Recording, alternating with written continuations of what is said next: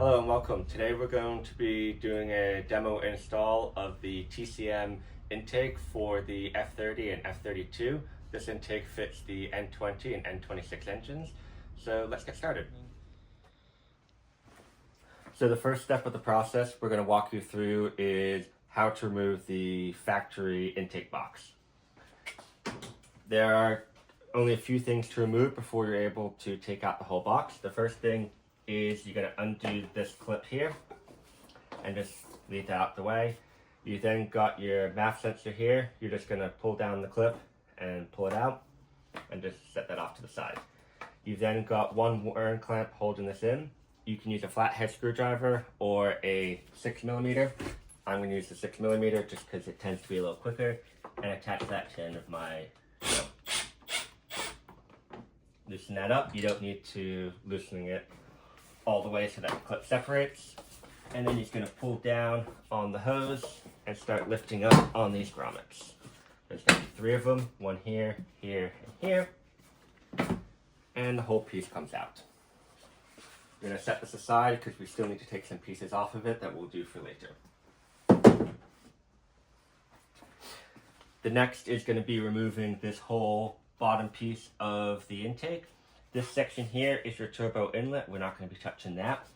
There's going to be one clip here holding a coolant line. We're just going to take a pick tool and just loosen up that clamp so we can get the line out.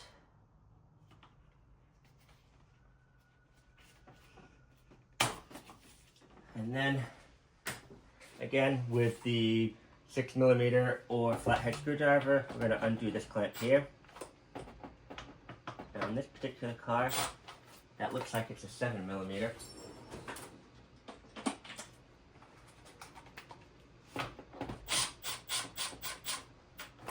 Again, just loosen up so it's nice and loose, but don't need to completely separate the clamp. And pull it out. And now your factory intake's been removed, and we'll start installing the TCM intake. Okay. Now that the factory intake has been removed, the next step is going to be installing the TCM intake. A few things we need to do just to prep for the install is removing the inlet. You can just take this and pull it out. It's just held in by a grommet and a couple clips on the rubber end. Just give it a pull and it'll come right out. We are going to set that aside as we will not be putting that back in. The next thing is the clamp we loosened earlier. You can remove this clamp if you'd like. The new kit provides new clamps, but you can always reuse it if you'd like.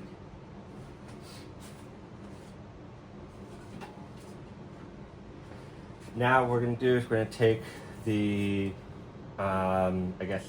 J-looking pipe from the intake. It's the side one that's got the taper on it, and one of the new clamps. And we're going to stick the clamp over the turbo inlet and the tapered side into the turbo inlet. Then again, we're going to take either a flathead screwdriver or in this case an 8mm, and we're going to tighten the clamp down. One thing you want to make sure is you push the clamp in the pipe in all the way, and that the pipe is facing straight up.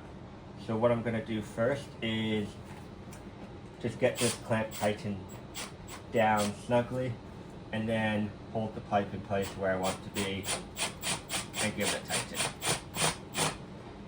You do not need to go crazy tightening these things. They just need to be good and snug. Don't tighten them down until you can't tighten them any further, as you have the potential to break it.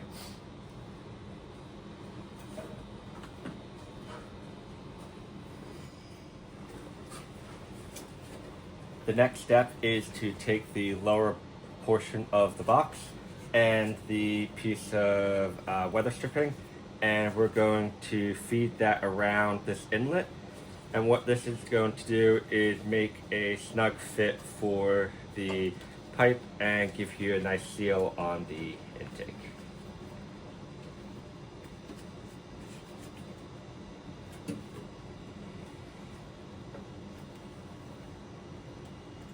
This piece can be cut down if it is slightly too long,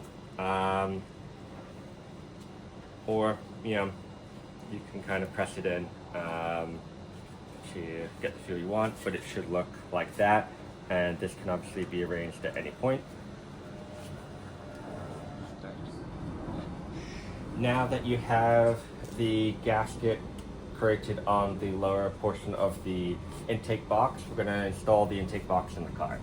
What you're going to do is just drop it down like this, and it's going to sit on top of this grommet here, and this tab right here is going to sit on the fan. You are then going to take the large bolt washer and nut and place it over here and screw it in from the bottom. No need to tighten it down now, just leave it there just to hold it in place, and you can tighten it down at the very end. The next step is we're going to be installing the silicone coupler and the top section of the TCM intake. You're going to take the silicone coupler and 2 worm clamps, put them on either end of the coupler, and we're going to place that over the lower portion. And then the upper portion we're going to slide through that hole and into the silicone coupler. Again, you can leave this kind of loose for now, as we can tighten it all down at the very end. Next, we're going to secure the upper hose to the air box, and we're going to be utilizing these rubber pieces. You take the 2 rubber pieces along with 2 washers and your bolts, and what you're going to do is slide them into the hole in the side of the box and through the adjustable slips on the end. Put a washer on the end with a nut. These are 10mm nuts. And we're going to repeat that same process on the other side.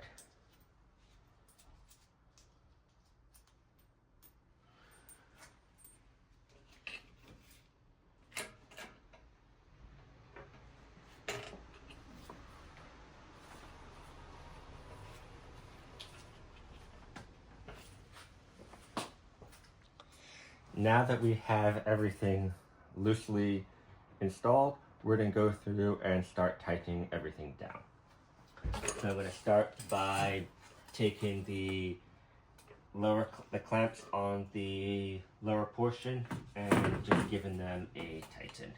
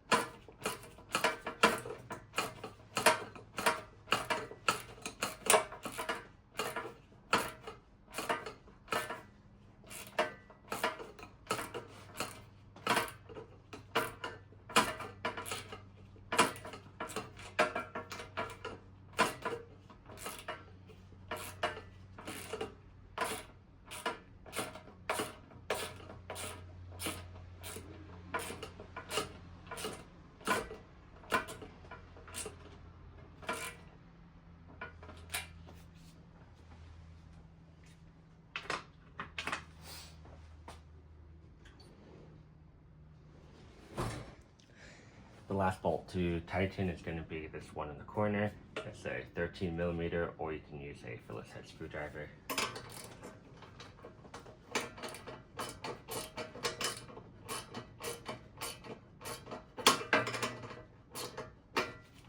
Again, does not need to be super tight, just nice and snug. Once we have that in place, the next thing is going to be installing the filter, the MAF sensor, and then finally the cover. The next section of the install is we're going to be transferring over the MAF sensor from the factory intake to the new one. You're going to take your T20 and first remove the bolts.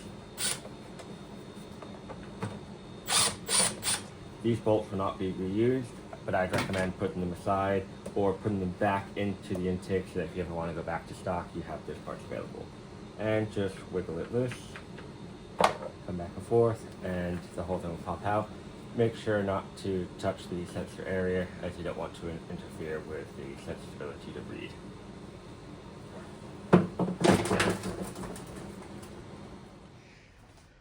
Now we're going to be reinstalling the MAF sensor we just took off. You'll notice there is an arrow here telling you the direction of airflow, and so in this case we want the arrow to be pointing towards the driver's side. The O-ring on here can be fairly dry, and if it is quite dry and it's a tight fit, it can cause the O-ring to tear. So a good little trick is just take some oil, and you know, it doesn't really matter. I tend to just flip the container upside down, put your finger in the cap, and just run your finger along the side here, just to lube it up a bit and makes it easier for the gasket to slide in.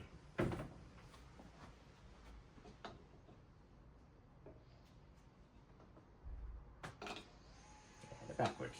Good thing I looked at the arrow.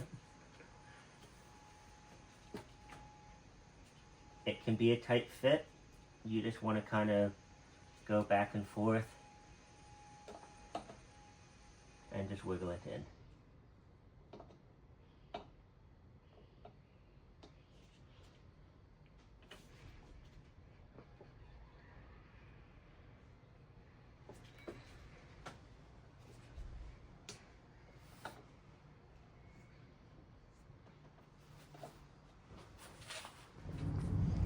With the MAF sensor pushed in, we're now going to take the two medium-sized bolts and thread those in. They each will get a washer.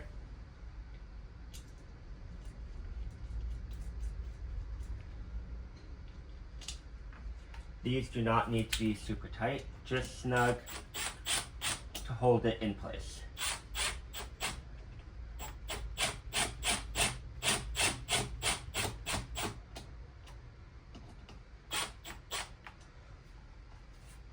Now, this car is an N20, but if you had an N26, you would need to connect the vacuum port on the back side of the intake. For the N20, that vacuum port is capped off and zip tied. Leave that in place as that line is no longer needed. And then we're going to clip the MAF sensor back in. And the last thing we need to do is the filter and top. Next, we're going to install the filter. That simply just slides over the end and tighten down the clamp.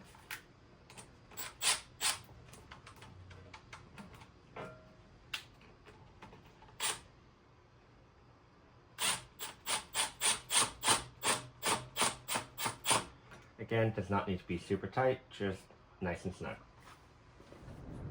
Last step is going to be installing the airbox cover. That's going to sit over the top here and connect into this grommet down here.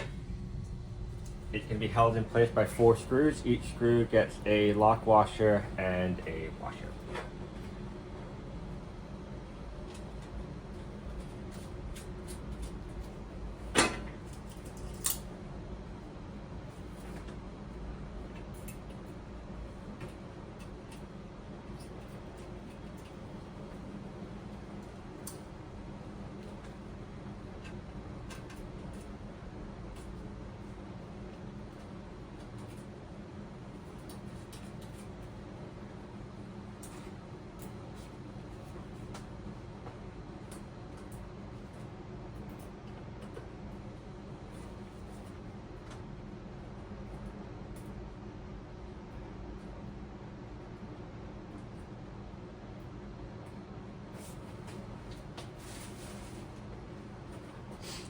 You're then going to take your screwdriver and just